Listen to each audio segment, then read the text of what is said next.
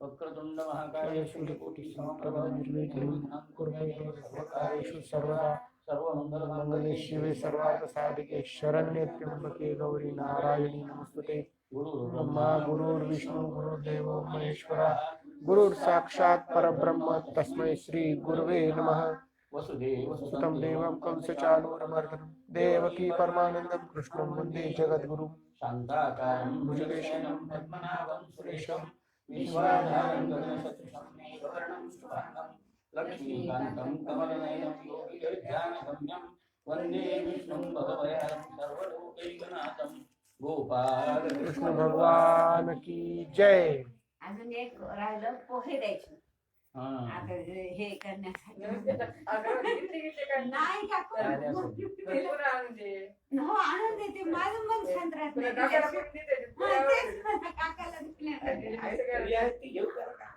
आज आता म्हणजे तुला लेख म्हणावं नाही घरचं काहीच नाही तू सगळं विकत आण म्हणा काय अर्थ आहे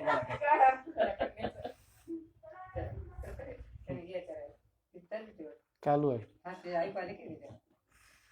7वा दिवस प्रारंभ। एकादश स्कंद। श्रीकृष्णांचा जन्म अवतार हा विनाशाळेचे दुष्कृताम असा होता हे तर सर्वश्रुत आहे। कृष्णांनी त्यांच्या बालचरित्रापासूनच हे कार्य सुरू केले होते। पाळण्यात पडून राहण्याच्या काळापासून रांगणे खेळणे वनात गोरक्षण करणे मथुरेत मेळ्यात आणि पुढे तारुण्यातही त्यांनी अनेक दुर्जनांचा नाश केला, पृथ्वीचा भार कमी केला। पृथ्वीच्या विनंतीवरूनच झालेला हा अवतार आहे, त्यामुळे अवतार कार्यच हे आहे। हस्तिनापुरात कौरवांनी कपट दूताच्या माध्यमातून पांडवांना हरविले, द्रौपदीची भरसभेत विटंबना केली, असे अनेक अपराध करून कौरवांनी पांडवांचा क्षोभ केला। तेव्हा कौरव पांडव युद्धाच्या निमित्ताने अनेकांचा संहार करूनही पृथ्वीचा भार कमी केला। पण स्वतःच्या वंशात यदुवंशात सुद्धा अनेक उद्धट व उद्दाम वीर होते। कृष्णांच्या अलौकिक शक्तीमुळे ते सर्वच अजय होते। स्वतःचाच वंश असल्यामुळे समर्थ असूनही ते वंशाचा नाश करू शकत नव्हते प्रत्यक्ष। म्हणून त्यांनी विचार केला की वंशवनात वेळूच्या वनात प्रचंड वाऱ्यामुळे आपापसातच बांबूंचे घर्षण होते व अग्नी उत्पन्न होतो। एकमेकावरच घर्षण केल्यामुळे तो अग्नी त्यांचेच भक्षण करतो। तसे या यादवांनीही अंतर्गत कलहाद्वारेच संपवावे लागेल। वेणुस्तंभस्य वनिमीव शांतमुपैमी धाम। विश्वामित्र कण्व असित दुर्वास इत्यादी अनेक ऋषी पिंडार क्षेत्री आले। त्यावेळी यदुकुल कुमारांनी उद्धटपणाने सांबाला स्त्री वेश करून त्या परम तपस्वी ब्राह्मणांसमोर नेले। त्यातील एकाने विचारले, हे ब्रह्मवृंदांनो, ही सुंदरी गर्भवती आहे, हिची प्रसूतीची वेळ आलेली आहे, पुत्र व्हावा अशी तिची इच्छा आहे। आपण सर्व त्रिकालदर्शी आहात, तेव्हा कृपा करून हिला काय होईल ते सांगावे। ऋषींना आपली चेष्टा चालली आहे हे कळले। त्यांनी शाप दिला, मूर्खांनो, याला लोखंडी मुसळ होईल आणि ते तुमच्या संपूर्ण कुळाचा नाश करील। हे ऐकून ते कुमार घाबरले, सांबाच्या पोटावरील कपडे काढले तर त्यातून लोखंडी मुसळ बाहेर पडले। राजा उग्रसेनाला त्यांनी सर्व घटना सांगितली आणि ते मुसळ तेथे ठेवले। राजांनी त्याचे चूर्ण करून उरलेल्या तुकड्यासह समुद्रात फेकून दिले। तो चुरा वाहत वाहत किनाऱ्यावर आला आणि त्याचे लवाळे झाले। तो तुकडा एका पारध्याने शिकारीसाठी आपल्या बाणांना लावला। त्या लवाळ्याचे लोहदंडात रूपांतर होईपर्यंत नारद वसुदेवाकडे गेले आणि त्यांना जनक व 9 योगेश्वरांचे बद्दल वर्णन केले। कवी, हरी, अंतरिक्ष, प्रबुद्ध, पिंपलायन, अविरोत्र, दुर्मिल, चमस आणि करभाजन असे ते 9 पुत्र भारतवर्षाचे आत्मज्ञानी होते। ते सर्वत्र स्वच्छंद विहार करीत असत। ते जेव्हा विदेह राजाकडे आले तेव्हा तिथे यज्ञ सुरू होता। सर्वांनी त्यांचा यथायोग्य आदर सत्कार केल्यावर राजाने विचारले, मनुष्य मात्रांच्या कल्याणासाठी भागवत धर्माविषयी आम्हाला सांगा, कारण क्षणभराचा सत्संगही परमात्मा प्राप्ती करून देणारा असतो, असे आम्ही ऐकिले आहे। असे म्हटल्यावर क्रमाक्रमाने त्या 9ही योगेश्वरांनी राजाला उपदेश केला। नश्वर पदार्थाविषयी ममता आणि त्यावरील स्वामित्वाचा अहंकार, त्याच्या रक्षणार्थ चित्तक्षोभ होतो व भय उत्पन्न होते। त्याचा समूळ नाश भगवंताच्या नित्य उपासनेने होते। स्वप्नामध्ये स्वप्न पाहावे तसे जागेपणी विविध मनोरथांमुळे सृष्टीचे लोभस रूप दृश्य होते। भगवत चिंतनाने यातील ममत्व संपते व निर्भयता मिळते। जो संपत्ती किंवा शरीर याविषयी हे माझे हे त्याचे असा भाव ठेवतो, तो कर्मबंधनात अडकतो. जो असे मानित नाही त्याला समभाव प्राप्त होतो. विषय भोगाच्या किंवा मोक्षाच्या प्राप्तीसाठी अनेक सृष्ट पदार्थ निर्माण झाले. त्यात पंचमहाभूतांचे माध्यम घेतले. हे करण्यासाठी जी शक्ती वापरली गेली तिलाच माया म्हणतात. आपले मन ज्यांच्या ताब्यात नाही त्याला स्थूल बुद्धीमुळे माया कळतच नाही आणि तो विकार वशतेमुळे मुक्तीला मुकतो. स्त्री पुरुष पिता पुत्र भाऊ बहीण इत्यादी नात्याने बांधलेली माणसे सुखासाठी कर्मे करीत असतात. मात्र त्यातून सुखापेक्षा दुःखच जास्त निर्माण होते. त्यापेक्षा आपले कल्याण व्हावे असे ज्याला वाटते त्याने गुरूंना शरण जावे. ते गुरु ब्रह्मज्ञानी, शब्दज्ञानी आणि शांतचित्त असावेत. आत्मकल्याणाची इच्छा असणाऱ्यांनी आपल्या गुरुलाच आपला आत्मा आणि देव मानून सेवा करावी. म्हणजे प्रत्यक्ष भगवंत संतुष्ट होतात. शब्द स्पर्श रूप रस गंध या इंद्रियजन्य ज्ञानाने ज्याचा बोध होऊ शकत नाही, ज्याला वेदही नेती नेती म्हणतात, तोच भगवान नारायण आहे. गुरूंकडून मंत्रदीक्षा घेतल्यावर योग्य ते अनुष्ठान करावे. स्नान संध्या करून आराध्यासमोर बसावे. तत्पूर्वी जागा आसन वगैरे स्वच्छ करावे. पूजा साहित्य एकत्र करावे. ते मनानेही केले तरी उत्तम, पण त्यासाठी आधी प्रज्ञा प्रतिष्ठित व्हावे लागते. म्हणजे आराध्याशी एकतांता आली पाहिजे. यम नियम आसन प्राणायामाचा अभ्यास झाला पाहिजे. डोळे मिटले की हृदयात तीच मूर्ती दिसली पाहिजे. ध्यानात त्यांचे सर्व अंग उपांगे आयुधादी यांचे अर्घ्य पाद्य वगैरे पूजा करावी.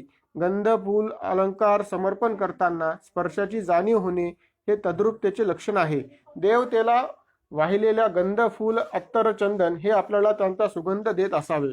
मला तर आराध्याला कुंकू लावताना देवाच्या नाकावर पडल्याचेही जाणवले आणि चंदन गंध लेपन करताना पहिल्याच वेळी चंदनाच्या स्पर्शाने त्वचेला झालेला थंड स्पर्श शिरशिरी उठून गेला. तसेच नैवेद्याचे जेवू घालतानाही पदार्थांचा सुवास आणि स्पर्शातील गरमपणाची ऊब तीही जाणवते. हा शब्दश्चल वाटला तरी जाणीव कोणत्या पातळीवर येते इतके तरी त्यातून ज्ञान मिळू शकते. असो, अशा प्रकारे पूजन करण्याने सद्योन्मुक्ती मिळतेच. भगवंताच्या अनंत अवतारांचे आणि अनंत गुण कीर्तीचे वर्णन त्या योगेश्वरांनी केले. करभाजन योगींनी भगवंताचे वेगवेगळ्या युगातील अवतारांचे रूप रंग वगैरे विषयी वर्णन केले. सत्ययुगात शुभ्रवर्ण चातुर्बाहू जयधारी, त्रेतायुगात रक्तवर्ण चतुर्भुज व यज्ञरूपात, द्वापरयुगात सावळा रंग चतुर्बाहू आहेत.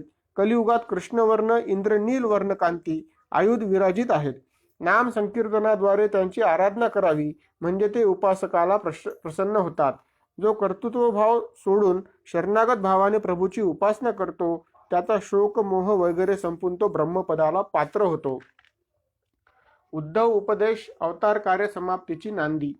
देवांनी श्रीकृष्णांना वंदन करून त्यांची स्तुती केली. आता पृथ्वीचा भार कमी झालेला आहे, अर्थात अवतार कार्य संपले आहे असे आम्हास वाटते. आपण हे योग्य समजत असाल तर आपल्या या धामाला परतावे. आम्ही सर्व देवलोक आपल्या आगमनाची प्रतीक्षा करीत आहोत. तेव्हा श्रीकृष्ण म्हणाले, ब्रह्मदेवा, तू ठरवलेस ते मीही अगोदरच ठरवले आहे. पृथ्वीचा भार आता मी उतरवला आहे, पण माझ्या केवळ साहचर्यानेच उन्मत्ताप्रमाणे वागणारे हे यदुकुलजन फार शूर पराक्रमी झालेले आहेत. त्यांच्या अथांग शौर्याने ते पृथ्वीच गिळून टाकतील. मी स्वतः किनारा होऊन त्यांना रोखले आहे. त्याचा निपात केल्याशिवाय जर मी स्वधामाला गेलो तर हे जगाचा विध्वंस करतील. तेव्हा हे ब्रह्मदेव, ब्राह्मण शापामुळे यदुकुलाचा अधपात सुरू झालाच आहे. अंत मी करीन आणि स्वधामाला येईन. त्यावेळी द्वारकेत मोठे अपशकुन होऊ लागले. श्रीकृष्णांनी सर्व ज्येष्ठ श्रेष्ठांना सांगितले की आपण हे स्थान सोडावे. आजच आपण प्रभास क्षेत्रासाठी प्रस्थान करू. चंद्राला झालेला क्षयाचा शाप त्या क्षेत्रात गेल्यावर संपला. आपणही तेथे जाऊ. नौकेने जसे समुद्र पार करतात तसे आपण दानाने पातकाचा समुद्र पार करू. श्रीकृष्णांचे बोलणे, अपशकुन आणि प्रस्थानाची तयारी पाहून उद्धव म्हणाला, देवा, आपण या लोकाच्या त्यागाची तुमची ही तयारी आहे. मलाही सोबत घेऊन चला. उद्धवाची विनंती ऐकून श्रीकृष्ण म्हणाले, ठीक आहे, मी सांगतो तसे कर, म्हणजे तुझे कल्याण होईल. या जगात जे जे दिसते ते मनाच्या कल्पना विलासामुळे दिसते. विविधता असल्यामुळेच त्यात गुण दोष दिसतात. एकत्वात तुलना संपते, म्हणून गुणही नाही दोषही नाही. आत्म्याने देहाचा आधार ठेवला आहे तोवर मन बुद्धी एकाग्र करावी, म्हणजे कर्म अकर्म विकर्म याचा बाध राहत नाही. म्हणून तू आधी सर्व इंद्रिय मन ताब्यात ठेव. सर्व जग हे आपल्या आत्म्यातच समाविष्ट आहे अशी भावना कर, म्हणजे आत्मा परमात्मा भेद नसल्याचे जाणवेल. अवधूत गीता. उद्धवा, जगामध्ये व्यवहार काटेकोरपणे सांभाळणारे जे लोक आहेत ते स्वतःचा उद्धार करून घेतात. याच संबंधाने राजा यदूला अवधूतांनी स्वतःविषयी सांगितले. राजन, मी स्वच्छंदपणे फिरत असताना अनेकांकडून माझ्या बुद्धीनेच ज्ञान मिळविले. मी एकूण 24 गुरु केले. पृथ्वी, वायू, आकाश, जल, अग्नी, चंद्र, सूर्य, कबूतर, अजगर, समुद्र, पतंग, मधमाशी, हत्ती, हरिण, मासा, पिंगला, टिटवी, बालक, कुमारी, बाण तयार करणारा, साप, कोळी, कुंभार माशी या 24 गुरूंकडून मी त्यांच्या आचरणातून शिकवण घेतली. असे सांगून अवधूतांनी यदूला त्या प्रत्येकाचे गुणवैशिष्ट्य सांगून ते आत्मसात केल्याचे सांगितले. पृथ्वीकडून क्षमा परोपकार. वायू सर्वत्र संचार करूनही कोठेच गुंतत नाही. आकाश सर्वत्र व्यापले असले तरी सर्वाहून अलिप्त असते. पाण्याकडून शुद्धता आणि पावित्र्य. अग्नीपासून तेजस्विता. चंद्राकडून सर्व अवस्थांमध्ये आत्मा अबाधित ठेवण्याचे. सूर्यापासून अनासक्ती अनासक्ती. कबुतरामध्ये कुटुंब विषयक अत्यासक्ती व त्यामुळे सर्वनाश होतो हे जाणून अनासक्ती. अजगरापासून दैवावर विसंबून कालक्रमणा करणे. समुद्रापासून धीर गंभीरता. पिंगला वेश्येकडून आशाबद्ध होऊ नये. कुरर पक्षाकडून संग्रह न करणे. बालकाकडून मानापानाविषयी विरक्त. कुमारिकेकडून एकटे राहणे. कोळी कीटकापासून विश्व हे ब्रह्मच आहे. कुंभार माशीकडून कोणत्याही मार्गाने सतत भगवंताचे चिंतन केले तर भगवत प्राप्ती होते. असे अनेक गुण मी अनेकांकडून शिकलो, त्यामुळे मला वैराग्य प्राप्त झाले. त्यावरून माझा निष्कर्ष तुला सांगतो. तो एक, राजा, हे शरीर प्राप्त होणे हे दुर्लभ आहे. पुरुषार्थ साधन या देहाने शक्य आहे. म्हणून यावत शरीर आहे तोवरच स्वतःच्या कल्याणार्थ झटावे. जीवनात अनेक प्रसंगांना तोंड द्यावे लागते. म्हणून एकाच गुरुकडून सर्व काही मनावर ठसत नाही. अनेकांचे ब्रह्माबद्दल अनेक विचार असतात. ते सर्वच आपण आत्मसात करू शकलो नाही तरी दृष्टिकोन शुद्ध होण्यास मदत होते. कुणाचे खरे कुणाचे खोटे या तुलनेत पडले तर भ्रम होतो. एकट्याचेच ऐकले तर एकांगी विचाराने अहंकार उत्पन्न होतो. दोन्हीमुळे आपलीच प्रगती खुंटीत होते. मायेमुळे शोक मोह दुःख सुख दुःख प्राप्त होत असते. स्वप्न म्हणजे बुद्धीला भास होणे. तसेच आपला संसार हा आत्मासाठी भास आहे. विद्या आणि अविद्या ही दोन्हीही माझीच रूपे आहेत. विद्या मोक्षाचे तर अविद्या बंधनाचे कारण आहे. विद्या म्हणजे मला जाणणे आणि अविद्या म्हणजे संसाराला जाणणे होय. शोक दुःख करणारा बद्ध आहे तर सुख दुःखात सम राहणारा मुक्त आहे. शब्दज्ञानी माणसाला परब्रह्माचा अनुभव आला नाही तर त्याची ज्ञान साधना वाया गेली असे समज. उद्धवा, असे अनुभव शून्य ज्ञान दुर्गुणी मुले अपात्र माणसाला दिलेले दान हे मनुष्याला सुख दुःख देत असते. अभिमान करू नये, ढोंगही करू नये. तसेच आपण केलेल्या कर्माचा डांगोरा पिटू नये. मला अर्पण केलेली वस्तू आधीच दुसऱ्या देवतेला अर्पण केलेली नसावी. इतकेच नाही तर मला अर्पण केलेल्या दीपाचा प्रकाशही स्वतः भोगू नये. आपल्याला सर्वात प्रिय असलेली वस्तू मला अर्पण करावी, म्हणजे ती वस्तू अनंत पटीने फळ देणारी होते. सुदाम्याचे पोहे आणि द्रौपदीने बांधलेली चिंदी दृष्टांत रूप आहे. यज्ञ यागादी इष्ट आणि सर्वांसाठी केली ती पूर्त ही सुद्धा माझीच पूजा आहे. उद्धवाला इथे त्यांनी सत्संगाचा महिमा सांगितला आहे. सत्संगामुळे भक्ती साधते आणि परमात्म प्राप्ती करून देते. योगमय स्वाध्याय, इष्ट अपूर्त, दक्षिणा, व्रते, तीर्थे वगैरे साधनांनी मात्र ती लवकर मिळत नाही. शास्त्र, पाणी, प्रजा, देश, काल, कर्म, जन्म, ध्यान, मंत्र आणि संस्कार या 10 विधीमुळे गुणांची वाढ होऊ शकते. सत्व, रज, तमादी गुण लक्षात घेऊन सत्व गुण वृद्धी केली म्हणजे माझी प्राप्ती सुलभ होते. त्यासाठी सात्विक पदार्थांचे सेवन, श्रवण, दर्शन केले की आत्मज्ञान होते. भगवंताचे ध्यान करताना प्राणायाम करावा. नाडी शोधन करावे व हतकमलात त्यांची मूर्ती सायुध, सशस्त्र, सुकुमार, सालंकृत, सजल, जलदरूप अशी स्थापित करावी. असे ध्यान साधले म्हणजे चित्त एकाग्र होते. एक ज्योत दुसऱ्या ज्योतीत जशी विलय पावते तसे तो भक्त माझ्याशी एकरूप होतो. त्याच्या मोक्षाची द्वारे उघडतात. माझ्या प्राप्तीमुळे भक्तीमुळे काही सिद्धी सुद्धा प्राप्त होतात. अष्टमहासिद्धी व 10 इतर सिद्धी या माझेच रूप आहेत. योगी भक्तांना मी त्या प्रदान करणे असे भगवंतांनी सांगितले. त्यानंतर त्यांनी स्वतःच्या विभूतींचे वर्णन सांगितले. श्रीकृष्ण म्हणाले, उद्धवा, मी संक्षेपाने तुला हे सांगितले. माझ्या व्यतिरिक्त कोणताच पदार्थ कोठेही असत नाही. परमाणूंची ही गणना काही काळाने का होईना पण होऊ शकते, परंतु माझ्या विभूतींची गणना कुणी करू शकणार नाही. कारण अनंत कोटी ब्रह्मांडेच मी निर्मिली आहेत, अर्थात त्या सर्वात मी व्यापून राहिलो आहेच. वर्णाश्रम धर्म निरूपण. उद्धवाने विचारले, भगवन, आपण धर्माचे अनुष्ठान करणाऱ्याला आपली भक्ती प्राप्त होते असे म्हणालात. तो धर्म कोणता, तो आश्रम कोणता आणि तो कसा अनुसरावा ते मला सांगा. उद्धवाचा प्रश्न ऐकून श्रीकृष्ण म्हणतात, उद्धवा, तुझ्या या प्रश्नामुळे सर्व वर्णाश्रमाच्या लोकांना याचा लाभ होईल. द्वापर युगाच्या आरंभी हंस नावाचा एकच वर्ण होता. त्यावेळी जन्मतच सगळे कृतकृत्य होते. त्यांना करण्यासारखे शिल्लकच नव्हते. त्यामुळे त्या युगाला कृतयुग म्हणतात. त्यानंतर त्रेतायुगाच्या आरंभी माझ्या हृदयातून ऋग्वेद, यजुर्वेद, सामवेद आणि अथर्ववेद प्रगट झाले. होता अधर्यू, उद्गाता असे यज्ञाच्या रूपे प्रगट झाली. नंतर 4 वर्ण प्रगट झाले. त्यासोबतच त्यांचे धर्मही आले. धर्म हीच त्या वर्णाची ओळख होती. त्या वर्णाचे गुण कर्म अन्य ग्रंथातून वर्णिले आहेत आणि सांप्रतही सर्वज्ञातही आहेत. आपत्कालीन परिस्थितीशिवाय स्वधर्म त्याग करू नये. आपत्तीत आपल्या खालच्या वर्णाचा धर्म चरितार्थ स्वीकारावा आणि परिस्थिती निवडता स्वधर्म आचरावा. आपल्यापेक्षा नीचाची सेवा करू नये. स्त्रिय कामेन नश्यन्ति ब्राह्मणो हीन सेवया. स्त्रियः कामेन नश्यन्ति ब्राह्मणो हीनसेवया. स्त्रिय कामेन नश्यन्ति ब्राह्मणो हीन सेवया. राजानो ब्रह्मदंडेन यतयो भोगसंग्रहात्.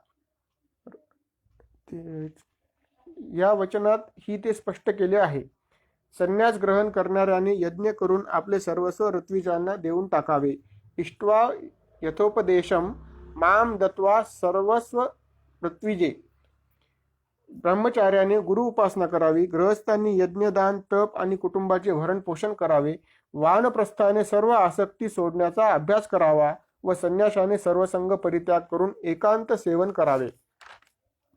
असा सामान्य आचार वर्णिला. प्रत्येकाने आपल्या स्थितीतून उच्च स्थिती प्राप्त करण्यासाठी प्रयत्नशील राहावे. आचार शुद्धो सत्वशुद्धीही.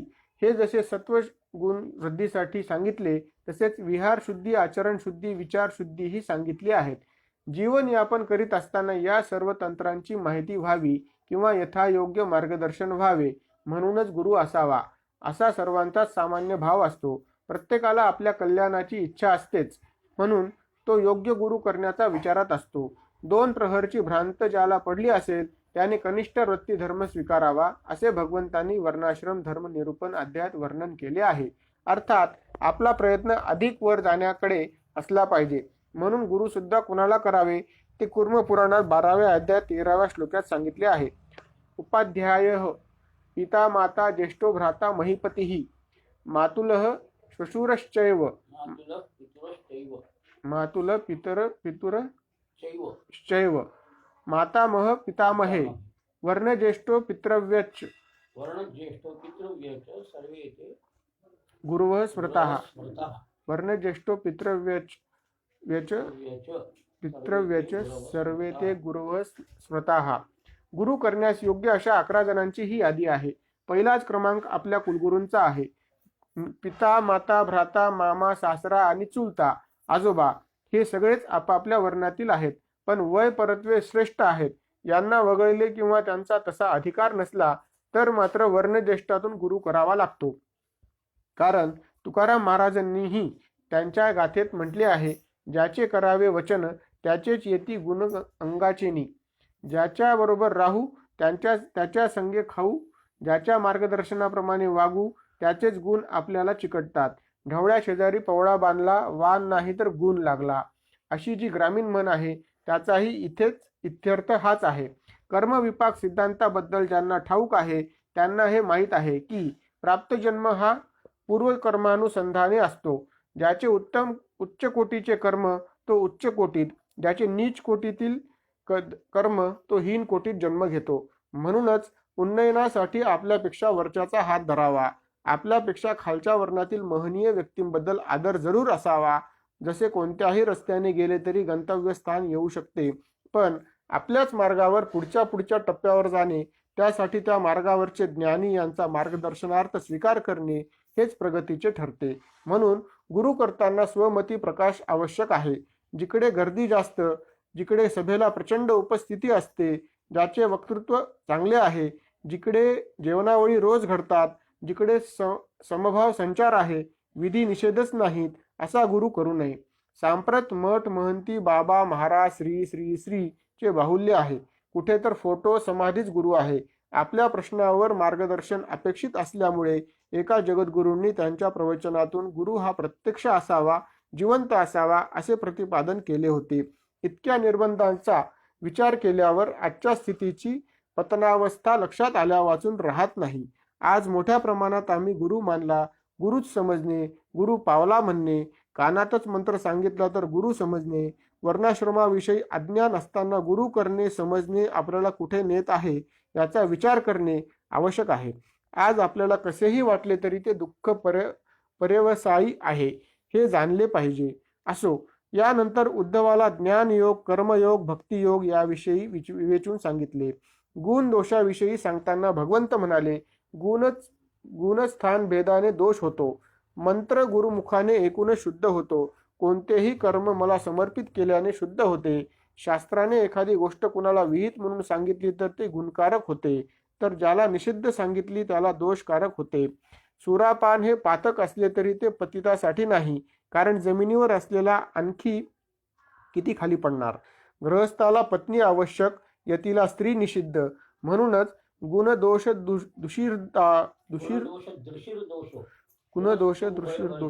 कुणस्तु भय वर्जिता असे म्हटले आहे. म्हणून कुणाचेही गुण दोष वर्णन न करणे हा गुण ठरतो. तितिक्षु ब्राह्मण. उद्धवाने भगवंताला विचारले, हे भगवन, आपले चरण स्मरण करून धर्मपालन करणारे व असे न करणारे सुद्धा त्यांचा स्वभाव बदलत नाहीत, त्यांना काय म्हणावे. श्रीकृष्ण म्हणाले, उद्धवा, माणसाला बाणादी शस्त्रानेही जेवढे घाव बसत नाहीत तेवढे दुर्जनांच्या वाणीने होते. या संबंधीची एक गोष्ट आहे, सांगतो ऐक. अवंती नगरात एक ब्राह्मण राहत होता. शेती व व्यापार करून तो श्रीमंत झाला होता, परंतु तो लोभी, कंजूष व क्रोधी होता. त्या धनाचा तो सुखोपभोगासाठी वापर करीतच नसे. पुत्र, बांधव, पत्नी यांनाही तो आनंदी ठेवीत नसे. मग आप्तेष्टांना सोडाच, स्वतःचे ब्रह्मकर्मही करीत नव्हता. त्यामुळे सर्वजण त्याच्यावर नाराज होते. नित्यकर्म पंचमहायज्ञ न करण्याने त्याचे धन काही चोरांनी लुटले, काही नातेवाईकांनी घेतले, कररूपाने काही राजाने घेतले. आता तो कफल्लक झाला. तेव्हा त्याला आपले कृतकर्म आठवले. गृहस्थ धर्म म्हणून जे जे करणे आवश्यक आहे त्याला पैशांचा व्यर्थ व्यय समजून काहीच केले नाही. खाऊ घालण्यात कृपणता केली. तेव्हाच धनाचा वापर केला असता तर उपभोगांचा आनंद मिळाला असता. पत्नी, मुले, आप्त यष्टे यांचे संबंध प्रेमळ झाले असते. आता सर्व पैसा गेला. देवकार्य करूनही पुण्य मिळाले नाही. गृहस्थ धर्म करून त्यांचेही प्रेम मिळवले नाही. धन मिळवणे, ते वाढवणे, त्याचे रक्षण करणे या चिंतेनेच तो कष्टी होत असतो. समस्यांचा निवारणार्थ आणि उपभोगार्थच हे धन साधन आहे, हेच त्याला कळत नाही. आपले जीवन पैसा कमवण्यासाठी नसून पैसा सुखी जीवनाचे साधन असते. चोरी, हिंसा, खोटे बोलणे, दंभ, काम, क्रोध, गर्व, अहंकार, वैर, भेद, बुद्धी, अविश्वास, स्पर्धा, लंपटपणा, जुगार आणि मद्य हे 15 अनर्थ या अर्थामुळे होतात. म्हणून अर्थ नावाच्या अनर्थाला दूर ठेवले पाहिजे, असे चिंतन त्या ब्राह्मणाला सर्व पैशांचा नाश झाल्यावर सुचले. त्यामुळे कंजूषपणा ऐहिक बिघडले आणि धर्मकर्म राहिल्यामुळे परलोक हित बिघडले. सर्व संपत्तीचा नाश झाल्यावर त्या ब्राह्मणाला उपरती झाली. मानसिक यातनामुळे त्याचा कंठ अवरुद्ध होऊ लागला, अश्रुपात होऊ लागला आणि हा संसारच असार आहे असे वाटून त्याला वैराग्य आले. त्याला वाटले, भगवंत प्रसन्न झाल्यामुळेच त्यांनी माझी ही अवस्था केली आहे, कारण वैराग्यच माणसाला संसार बंधनातून सोडविते. त्यामुळेच माझ्या धनसंपत्तीचा नाश करून भगवंतांनी मला वैराग्य दिले. जर आणखी काही काळ मी राहीन तर तपाचरणाने हे शरीर क्रश करून टाकीन किंवा ज्ञानाने लय करील. त्याच्या अंतःकरणात असा विश्वास जागा झाला. सर्व काही यदृच्छेने होते. सुख दुःख मान अपमान सर्व द्वंद्वे त्याचीच रूपे आहेत. त्यामुळे सुखाने हर्षित किंवा दुःखाने विचलित न होता तो विचरण करू लागला. लोक त्याला वेडा समजून त्रास देत, कुणी त्याची भिक्षाच ओढून नेत, कुणी त्याची छाटी दंडच पळवीत, कुणी अंगावर घाण टाकीत, पण तो सगळ्या प्रसंगी शांत स्थितप्रज्ञासारखा राहायचा. तो कधी कधी म्हणे, माणसाला सुख किंवा दुःख दुसरा कोणी देत नसतो, हा तर त्याच्या मनाचा भ्रम आहे. स्वतःच्या अज्ञानानेच तो आपले शत्रू मित्र ठरवतो. मी आणि माझे हे त्याच्या अहंकाराचेच रूप आहे. त्यामुळे सगळ्या गोष्टी भगवंताने केल्या असमजणे किंवा जे केले ते भगवंतासाठीच केले आले, तो भगवंतामुळे आले गेले ते भगवंताने नेले, अशी मनाची धारणा ठेवून संसार प्रपंच केला तर सुख दुःख वगैरे कोणतेही द्वंद्व माणसाच्या चित्ताला भ्रमित करू शकत नाहीत. भगवंतांनी केलेला उपदेश शिरोधार्य मानून उद्धव बद्रिकाश्रमात जाऊन तपपूत जीवन व्यतीत करून भगवत स्वरूप प्राप्त करते झाले. श्रीकृष्णांनी उद्धवाला निमित्त करून सर्व जगालाच आत्मकल्याणाचे मार्ग प्रकाशित केले. भ्रमर ज्याप्रमाणे फुलातून फक्त मकरंद सेवन करतो, त्याप्रमाणे श्रीकृष्णांनी वेदात असलेल्या आणि माणसाला आवश्यक असणाऱ्या धर्मपुष्पातून मकरंद काढून आपणास दिला आहे. तो सेवन करून स्वकल्याण करावे. यदुकुलाचा संहार. श्रीकृष्णाचा परमभक्त उद्धव बद्रिकाश्रमात गेल्यावर द्वारकेत श्रीकृष्णांनी काय केले असे परीक्षिताने विचारले. श्री शुकाचार्य म्हणाले, श्रीकृष्णांनी सर्व लोकांना भरसभेत सांगितले की सध्या भयंकर अपशकुन होत आहेत, तेव्हा आपण स्थान त्याग करून प्रभास क्षेत्री जाऊ. तेथे स्नान दान वगैरे करू, म्हणजे या अमंगलाचा नाश होईल. त्याप्रमाणे सर्वजण समुद्र पार करून प्रभास क्षेत्री आले. देवाचे पूजन पुण्यावाचन अभिषेक वगैरे यथासांग करून गायी हत्ती घोडे भूमी सुवर्ण इत्यादी ब्राह्मणांना दान केले आणि तेथेच काही यादवांनी मदिरा सेवन केले. मद्याने बुद्धी भ्रष्ट होत असते. क्षुल्लक कारणावरून तेथे त्या गर्विष्ठ वीरामध्ये भांडण झाले. हळूहळू प्रत्येकाच्याच बुद्धीला त्या मदिरेने चूड लावली. भांडणाचे लोण पसरू लागले. क्रुद्ध झालेल्या यादवांनी धनुष्य भाले तलवारी इत्यादींनी युद्ध केले. सगळी हत्यारे संपून गेल्यावर ते त्या समुद्र किनाऱ्यावरील गवतच उपटून एकमेकावर वार करू लागले. रागाच्या भरात विवेक राहत नाही. त्या ब्राह्मणांच्या शापाने झालेले ते मुसळ, त्याचा चुरा आणि त्यापासून उगवलेले ते गवत एखाद्या तीक्ष्ण शस्त्रासारखे एकमेकावर पडू लागले आणि यादव वीरही पडू लागले. अशा तऱ्हेने सर्व यदुकुळाचा नाश झाला. श्रीकृष्णाला वाटले, आता पृथ्वी भार रहित झाली आहे. हा संहार पाहून बलरामांनी योगाद्वारे शरीर त्याग केला. भगवान श्रीकृष्ण कशानेही क्षुब्ध होत नाहीत. यदुकुळ संपल्यावर ते शांतपणे उजव्या मांडीवर डावा पाय ठेवून बसले होते.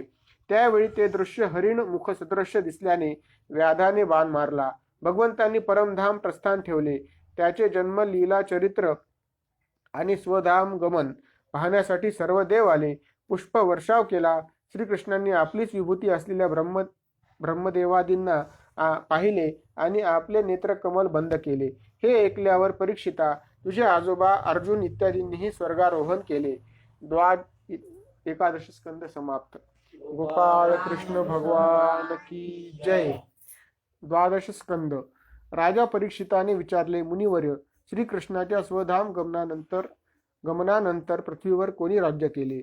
खरे तर श्रीकृष्णांच्या महाप्रयाणाच्या वृत्तांतानंतर परीक्षिताचे सर्व बंध सुटायला हवेत, हृदयग्रंथी तुटायला हव्यात आणि मन चित्त निर्विकार निर्विचार होऊन प्रभुपदी लीन व्हावयास हवे. त्याला आता पृथ्वीवर पुढे काय होईल याविषयी चिंता नसली तरी चिंतन तरी कशाला हवे होते. सामान्यपणे कुणालाही आपल्या अंतानंतरच्या स्थितीविषयी जिज्ञासा नसते. गृहस्थही आपल्या मागे काय होईल याचा विचार करीत नाही. फार तर आपली संपत्ती कोण किती घेईल याबाबत जागरूक असतो. पण या कर्तव्यातून मुक्त झालेला स्वतःच्या परम कल्याणाची चिंता करील किंवा प्रभुपद चिंतन करील. मग श्री शुकाचार्यासारखा वक्ता भगवंताची कथा आणि कालाची अत्यंत सीमित अशी मर्यादा असताना परीक्षिताला स्वतःच्या नंतर कोण राजे होतील याचा विचारच न येता तर बरे होते. पण परीक्षिताला स्वतःची क्षिती नाही. कृष्णाने रक्षित पृथ्वी कृष्णांच्या स्वधामाला जाण्याने पुढे कुणी सांभाळली, अर्थात भगवत कार्य पुढे कसे सुरू राहिले याविषयी त्याचा प्रश्न आहे. त्याचा त्यात स्वार्थ किंवा लोभ नव्हता, तर भागवतकारांचे त्रिकालदर्शित्व येणाऱ्या अनेक पिढ्यांनाच नव्हे तर युगायुगात झाल्यावरही ते प्रकाशक ठरणार आहे. म्हणून भगवंताचीच ही योजना असावी. द्वापर युगातच जर कृष्ण प्रभाव असताना पृथ्वीला भारभूत होणारे काही काळ का होईना राहू शकतात, तर पुढे कलियुग आहे तेव्हा काय अवस्था होईल हे शुकाचार्यांकडून प्रगट करवणे हा हेतू परीक्षिताचा असला पाहिजे. भागवताचे श्रवण मनन चिंतन करणाऱ्यांना येणाऱ्या काळात पाथेय म्हणून हाताशी राहावे यासाठी पुढील काळाचे वर्णन करण्यात आले आहे. मुख्य म्हणजे भागवत पुराणाचा काळ हजारो वर्षापूर्वीचा आहे. त्यावेळी सांगून ठेवलेल्या अनेक गोष्टींचे आज प्रत्यक्ष दर्शन अनेकांना घडले आहे. त्यातून एक गोष्ट नक्कीच लक्षात घेण्यासारखी आहे की जर हे खरेच युगप्रभावाने अधपाताकडे जात असेल तर समोर दिसणाऱ्या दीपस्तंभाचा उपयोग करून तो टाळण्याची वृत्ती स्वीकारावी किंवा त्याचा वेग तरी अवरुद्ध केला पाहिजे. यासाठी पुन्हा धर्मग्लानीची आणि अवताराची वाट न पाहता उद्धाराची वाट धरावी असो. परीक्षिताच्या या जनकल्याणाच्या उद्देशाने विचारलेल्या प्रश्नाच्या उत्तरात श्री शुक म्हणाले, राजा, जरासंधाच्या वंशात शेवटी पुरंजयाचे राज्य राहील. त्याचा मंत्रीच त्याचा वध करून स्वतःच्या पुत्राला राज्यावर बसवील. द्वापर युगाचा हा शेवटचा आणि कलीच्या प्रारंभाचा काळ आहे. साहजिकच कलीचा प्रभाव बसणे सुरू झाले समजावे. ही राजांची मालिका एकाच नावाचे प्रद्योतन 5 राजे, नंतर शिशुनाग, विदिसार, नंदीवर्धन, महानंदीला त्याच्या शूद्र पत्नीपासून नंद नावाचा पुत्र होईल. तेव्हापासून शूद्र राजांची मालिका सुरू होईल. या राजांच्या 100 वर्षानंतर चाणक्य 9 नंदाचा काळ संपवून मौर्य वंश राज्य सुरू होईल. चाणक्य चंद्रगुप्त मौर्याला राज्यावर बसवील. पुढे अशोकवर्धन, त्याचे पुत्र वगैरे 100 वर्षापेक्षा जास्त काळ राज्य करतील. त्यानंतर कण्व वंश सुरू होईल. हळूहळू मगध देशाचा राजा दुसरा पुरंजय आपल्या दुष्टाव्याने आणि क्रूर कर्माने अधस्तर वर्तन करतील. हे राजे आचार विचार भ्रष्ट, अधार्मिक व खोटे वागतील. हे रजोगुणी तमोगुणी राजे सर्व प्रजेलाच खाऊन टाकतील. प्रजा सुद्धा यथा राजा तथा प्रजा या न्यायाने वागतील. आपापसात लढतील, एकमेकांना त्रास देऊन नष्ट होतील. बलवान काळाच्या प्रभावाने वरचेवर धर्म, सत्य, पावित्र्य, क्षमा, दया याचा लोप होत जाईल. हा कलियुगाचाच आरंभ आहे. धनसंपत्ती ज्याच्याकडे आहे त्यालाच लोक कुलीन, विद्वान आणि न्यायी समजतील. विवाह संबंध स्वतःच्या मर्जीने होतील. व्यवहारात कपटाचे महत्त्व वाढेल. ही सगळी यादी पाहिली म्हणजे हजारो वर्षापूर्वी वर्तिलेले हे कथन आज सत्यात आलेले आपण पाहतच आहोत. धर्माचे रक्षण करणारे भगवान जेव्हा कल्कीचा अवतार धारण करतील, शंभल गावी विष्णुयश नावाच्या श्रेष्ठ ब्राह्मणाचे घरी कल्की अवतार घेतील. सर्व डाकू लुटारूंचा संहार करतील. घोड्यावर बसून सर्वत्र संचार करतील. प्रजा सुखी होईल. चंद्र, सूर्य, गुरु एकाच वेळी पुष्य नक्षत्रात येतील. तेव्हा कलियुग संपून सत्ययुगाची सुरुवात होईल. माणसाच्या कालगणनेनुसार कलियुग 4,32,000 वर्षाचे आहे. सांप्रत कलीचे 1/4 भागाचेही समापन झाले नाही. तेव्हा हा काळ कसा कठीण आहे ते एवढ्यावरूनही लक्षात येईल. यानंतर प्रलयाचे 4 प्रकार वर्णिले आहेत. प्रलय म्हणजे सर्वनाश असेच आपले गृहीतक आहे. ध्वन्यार्थाने प्रलय म्हणजे सर्वनाश असेलही, परंतु प्रलय ही कालगणना आहे याची कल्पना श्रीमद भागवताच्या 12व्या स्कंदाच्या अभ्यासाने येते. सेकंदापासून दिवसाच्या 24 तासापर्यंत आणि महिन्यापासून वर्षापर्यंतचा काळ आपण सहजपणे मोजू शकतो. परमाणु, अणु, त्रुटी, निमिष, तत्पर हे कालमापनाचे एकक आहेत. याबद्दल आपण अनभिज्ञ असतो, तसे साशंकही असतो. ही गणती पुढे युग संज्ञेत जाते आणि एका युगात लक्षावधी मानवी वर्ष असतात. असे 4 युग म्हणजे देवतांचा एक दिवस होतो. याला कल्प म्हणतात.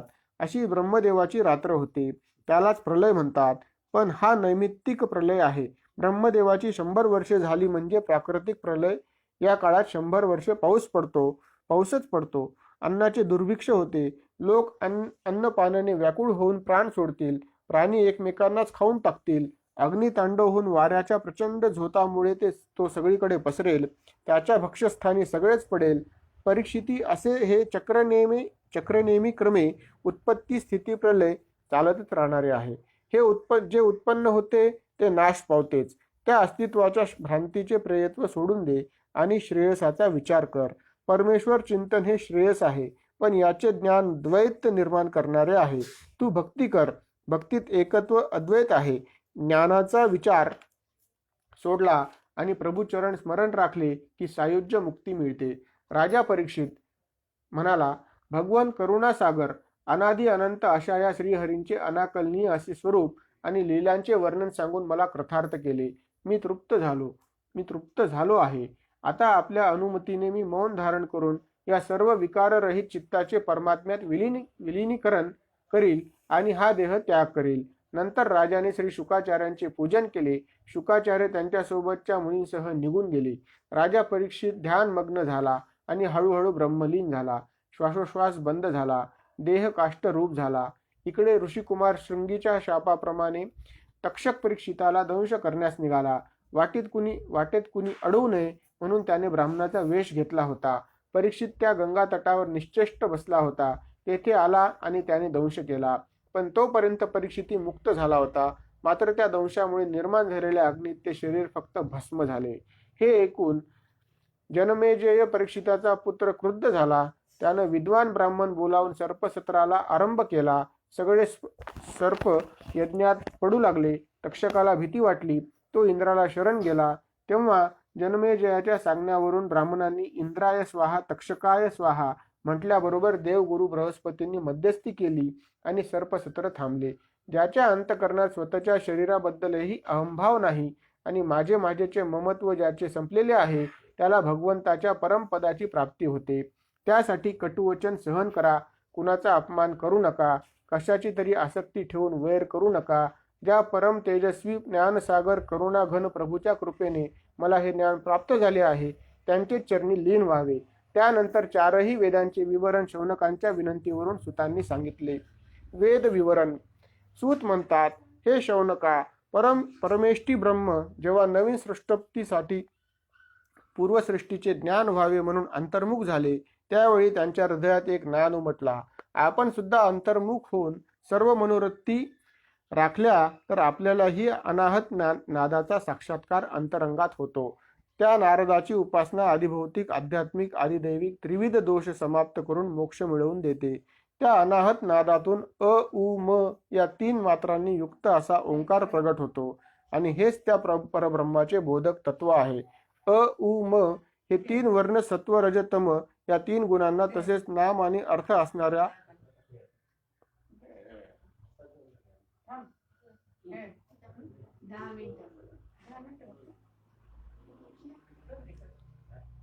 असणाऱ्या रुक यजू साम आणि जागृती स्वप्न सुषुप्ती भू भुवस्वह या 3नांनाही धारण करतो. अर्थात सर्व मंत्र उपनिषदे इत्यादीचे बीज आहे. याच ओंकारापासून ब्रह्माने अंतस्थ उष्म स्वर स्पर्श ह्रस्व दीर्घ इत्यादींनी युक्त वर्णमाला केली. अशा रीतीने ब्रह्मदेवांनी त्यांच्या पुत्रांना नंतर त्यांच्या शिष्यांना शिकविले. पुराण कशाला म्हणतात याचीही 10 लक्षणे सांगितली आहेत. 18 पुराणेही सांगितली आहेत. वेदांचे आत्यंतिक ध्येय म्हणजे भगवत भक्तीच. सनक सनंदनापासून नारद मुनी व्यास शुक अशा गुरु शिष्य परंपरेतून वेदांचे वर्णनच नव्हे तर मर्मही स्पष्ट करून सांगितली आहेत. वैशंपायनाचा शिष्य याज्ञवल्क्य याने यजुर्वेद शिकला. एकदा तो गुरूंना म्हणाला, गुरुजी, या चरकाध्वर्यूने आपल्यासाठी केलेला शाप विमोचन विधी पूर्ण फल देणार नाही, कारण त्याच्याकडे तेवढी शक्तीच नाही. असे म्हणणे म्हणजे त्या ब्राह्मणाचा अपमानच आहे. त्यामुळे तू माझा शिष्य म्हणण्यासच अपात्र आहेस. माझी विद्या परत दे म्हणाले. असे म्हणतात याज्ञवल्क्याने यजुर्वेद ओकून टाकला. ब्राह्मणाचा अपमान करणे हा अपराध आहे म्हणून वैशंपायनाने शिक्षा दिली. गुरुला असा शिष्य तयार करावयाचा असतो. त्याच्यात विद्येचाही अहंगंड चालत नाही. वेद ओकून टाकला म्हणजे अक्षरश ओकणे अभिप्रेत नाही. हठयोगाच्या एका क्रियेत हे शक्य आहे असे एका प्रवचनात मी ऐकले होते.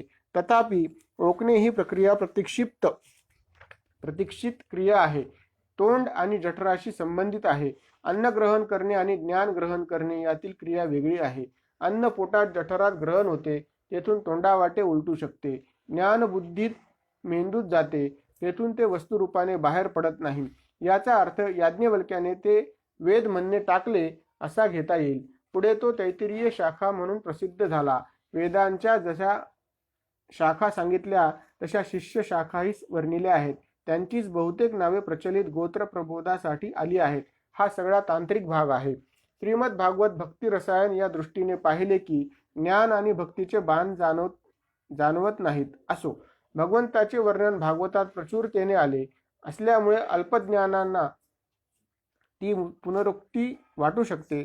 तथापि भक्ती म्हटली की तीत संकीर्तन ओघानेच येते आणि नाम हे संकीर्तनात पुन्हा पुन्हा घ्यायचेच असते, तेव्हा तेही भजनच आहे आणि परमात्म प्राप्तीचे साधन याहून उत्तम अन्य नाही. मार्कंडेय कथा. मृकुंड ऋषीचे पुत्र मार्कंडेय चिरंजीव आहेत.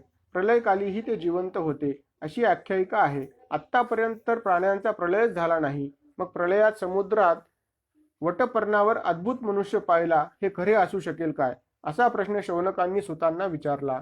सुत म्हणाले, हे शौनका, ती कथा मी तुला सांगतो. या कथेत नारायणांचा महिमा वर्णिला आहे, म्हणूनच प्रस्तुत भगवान नारायणांचे भगवंताचेच भागवत कीर्तन सुरू आहे. त्याचाच भाग म्हणून सांगतो, ऐक.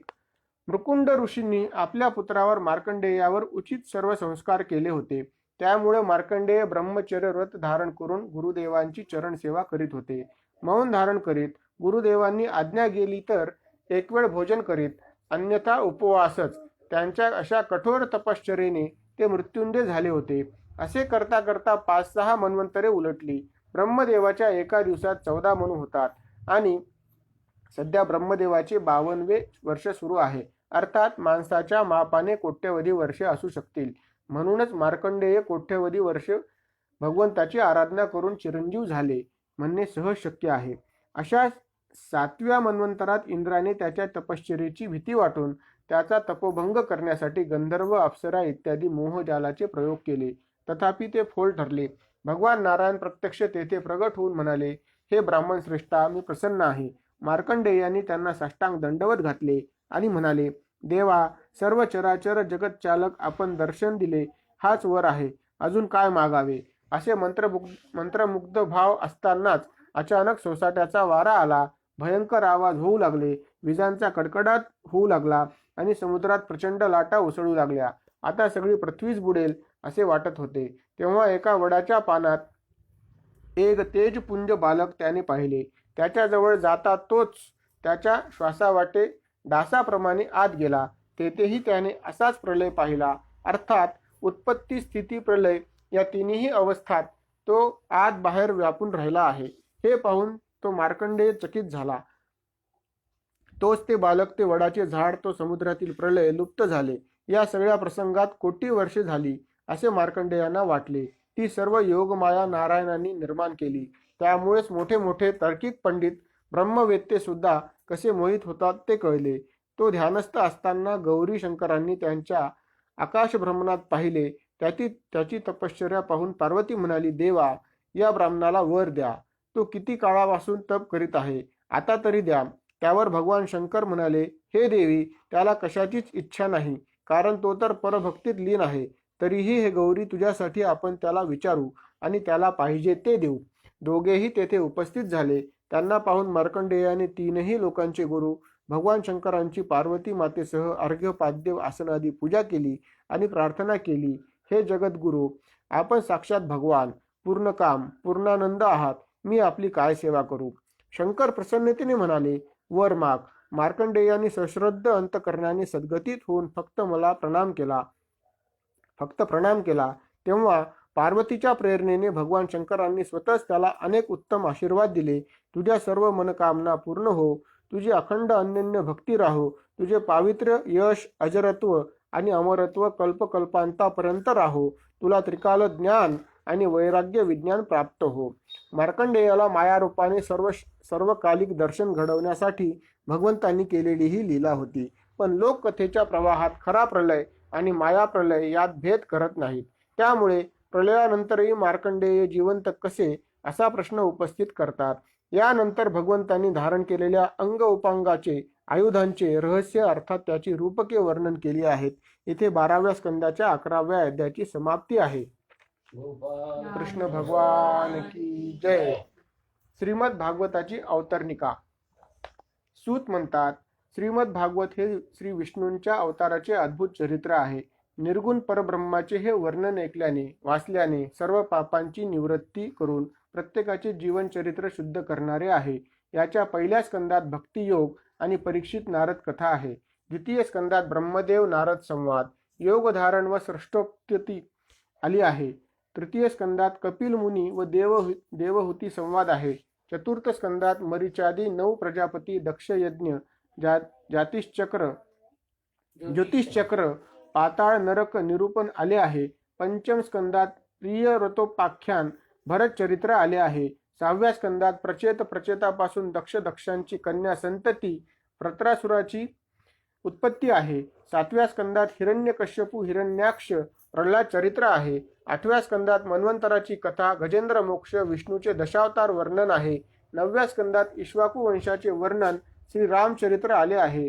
10व्या स्कंदात भगवान कृष्णावतार, त्यांच्या लीला आहेत. 11व्या स्कंदात ब्राह्मण शापाने यदुवंशाचा संहार आहे. 12व्या स्कंदात निरनिराळ्या योगांचे लक्षण, कलियुगात मानवाचे व्यवहार, मार्कंडेय कथा आणि भगवंताची अंग उपांगे व आयुधे यांचे वर्णन आहे. हे ऋषींनो, सूत म्हणाले, या लीलाचे श्रवण कीर्तन अशुभत्व नष्ट करणारे आहे.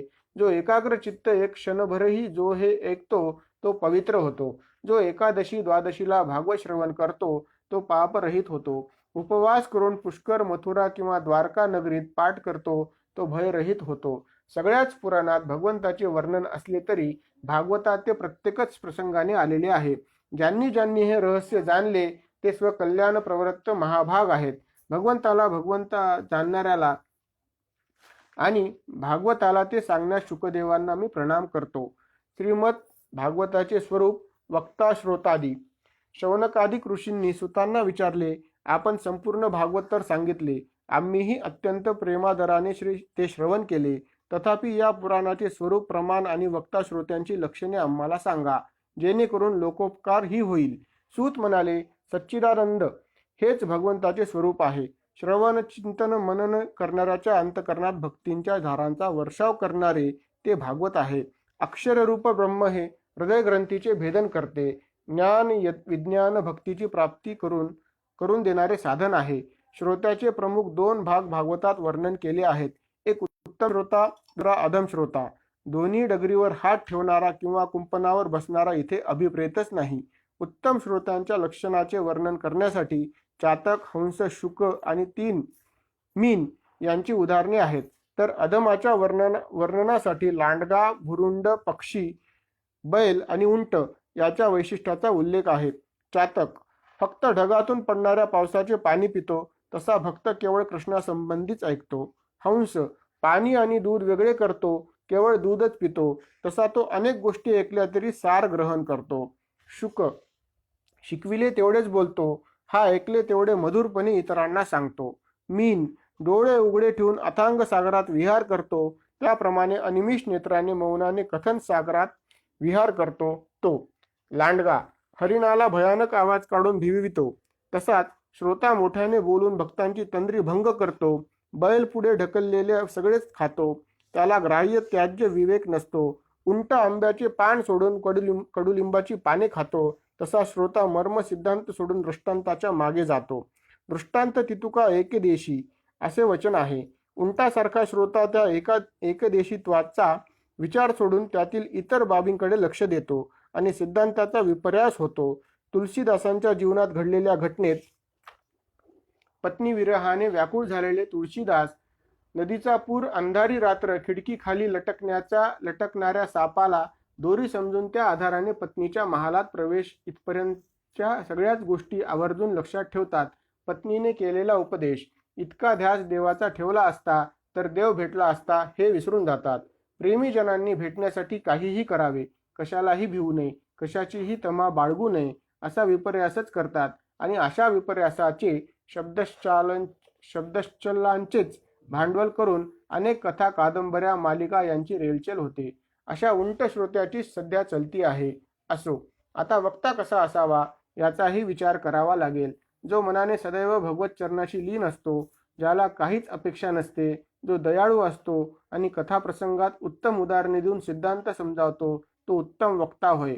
सांप्रत कलियुगात वैदिक कर्माचे ज्ञान, धन, वैराग्य या गोष्टी अत्यंत दुर्मिळ झाल्यामुळे सांसारिक जनांच्या लौकिक इच्छाकांक्षाची परिपूर्ती करणारे ही साधन आहे. जिथे कथा चालू आहे त्या ठिकाणी उपस्थितांसाठी तनाने धनाने सेवा करणे ही पुण्यप्रदच आहे. कथा चालू असताना सप्ताह वगैरे एक भुक्त राहावे, हविष्यान्न भक्षण करावे, भूमिशयन करावे, ब्रह्मचर्य पालन करावे, कथा संपल्यावर दररोज कीर्तन भजन करावे. कथा वाचकांना वस्त्रालंकार आदी द्यावे. गाय द्यावी म्हणजे सांगता होते आणि अभिष्ट सिद्धी होते. येथे भागवत महात्म्याच्या चौथ्या आणि शेवटच्या अध्यायाची समाप्ती होते. शेवटी थोडेसे माझे श्रीमद भागवत या महापुराणाविषयी मला लहानपणापासूनच थोडी गोडी असावी म्हणण्याचे कारण मला ते माझ्या कोणत्या वयापासून माहीत झाले याबद्दल मीच अनभिज्ञ आहे. मला आठवते ते असे की मी लहान म्हणजे 5वी-6वीत असताना माझ्या मातेबरोबर जगद्गुरू श्री शंकराचार्य स्वामी करवीर यांचे प्रवचन ऐकण्यास जात असे. त्यावेळी त्यांच्याकडून ऐकलेली काही धर्माची मूल तत्वे पुढे कधीतरी भागवत कथेत ऐकल्याने ती माझ्या स्मरणकोशातून जागी झाली. ते वय जरी भागवत ऐकण्याचे किंवा वाचण्याचेही नव्हते तरी अंतःकरणात खोल कुठेतरी दडलेले हे स्फुल्लिंग पुन्हा पुन्हा चमकून अस्तित्वाची जाण करून देत होते. मी मोठा होत गेलो. काळ मागे पडत गेला. माझे पूज्य पिताश्रीच भागवत सांगत हे कळाले. त्यांचेकडून तसे नेहमीच ऐकायला मिळे. एकदा तर त्यांनी फक्त मलाच भागवत सांगायचे ठरवले. प्रत्यक्षातही तो प्रयोग बव्हंशी सिद्ध झाला. माझ्या ज्ञानात भर पडली. पुढे माझे श्वशुरही भागवताचार्यच निघाले. त्यांचेही ऐकले. योग कसा असतो पहा. माझे पिताश्री गजाननराव तथा बाबुगुरु अपस्तंभ, माझे श्वशुर श्री गजानन महाराज कहाळेकर या 2 विभूतींकडून 2 गजाननांकडून ते ज्ञान मला मिळाले. एकच गजानन गणेश सकल विद्यादाता मती प्रकाश करता आहे. मला तर त्यांचा दुप्पट लाभ होणारच. भागवतावर विचार करण्याची प्रेरणा मला त्यांच्याकडूनच मिळाली. पुढे अनेक पंडितांची शास्त्रीजींची भागवत पारायणे ऐकली. अनेकांनी केलेली भाष्ये वाचली. आता दूरदर्शन आल्यापासून तर रोज सकाळी चहाबरोबर भागवत असतेच. इतके सगळे असताना मी काय लिहितोय? मलाच हा प्रश्न पडला होता. भागवतात आहे ते सर्वत्र आहे, भागवतात नाही ते कुठेच नाही असा उद्घोष करणाऱ्या भागवतातच या प्रश्नाचेही उत्तर उपलब्ध आहेत.